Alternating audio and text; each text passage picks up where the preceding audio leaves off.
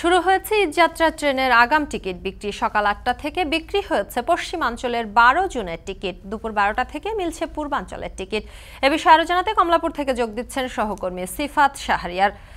সিফাত, পশ্চিমাঞ্চলের টিকিট এখনো মিলছে কিনা আর এখন পর্যন্ত সর্বমোট কতগুলো হিট সার্ভারে পড়েছে জানাবেন।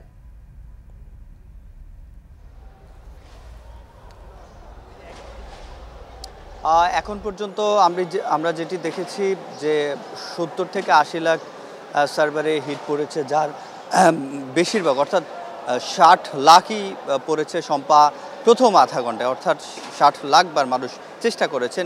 এবং যেহেতু পশ্চিমাঞ্চলের টিকিট বিক্রি শুরু হয়েছিল ৮টায়, এখন অল্প কিছু টিকিট বাকি রয়েছে, বাকি সব টিকিটই বিক্রি শেষ হয়ে গেছে।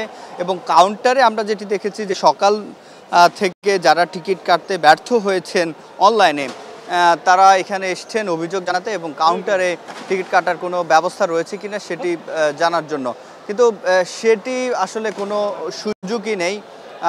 এখানে টিকিট যে আমরা যারা রেলওয়ে কর্তৃপক্ষ রয়েছে, কাউন্টারে যারা রয়েছেন, তারা যেটি বলছেন, এখন যাদেরকে কাউন্টারে দেখছেন তারা সবাই আসনবিহীন টিকিট কিংবা ঈদযাত্রার বাইরে যে টিকিটগুলো রয়েছে সেগুলো কেনার জন্যই কাউন্টারে আসছেন এবং লাইন ধরে আছেন। তবে এখানে যেহেতু ঈদযাত্রায় শতভাগই অনলাইনে, সেক্ষেত্রে কাউন্টারে কেনার কোনো সুযোগ নেই, সেটি বলছেন এখানকার রেলওয়ে কর্তৃপক্ষ। এবং আজকে ১২ জুনের টিকিট মিলছে এবং ইতিমধ্যে যেহেতু ১২টা বেজে গেছে এবং আমরা যেটি দেখেছি অনলাইনে ইতিমধ্যে পূর্বাঞ্চলের টিকিট বিক্রিও শুরু হয়ে গেছে এবং মানুষ চেষ্টা করছেন, যাত্রীরা টিকিট কাটার জন্য। যেহেতু ১ মিনিটে সর্বোচ্চ ১ লাখ মানুষ একসাথে সার্ভারে প্রবেশ করতে পারবেন এবং সেক্ষেত্রে কিনতে পারবেন ৮,০০০ মানুষ।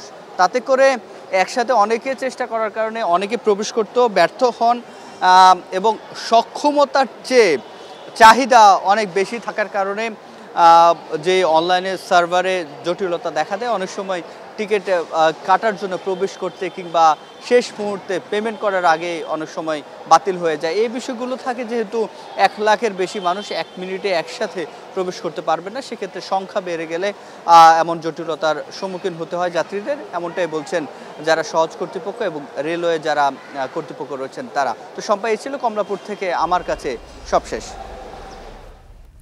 ঈদযাত্রা ট্রেনের আগাম টিকিট বিক্রি শুরু হয়েছে। ইতিমধ্যে পশ্চিমাঞ্চলের টিকিট বিক্রি প্রায় শেষ, সেই খবর জানাচ্ছিলেন সিফাত শাহরিয়ার।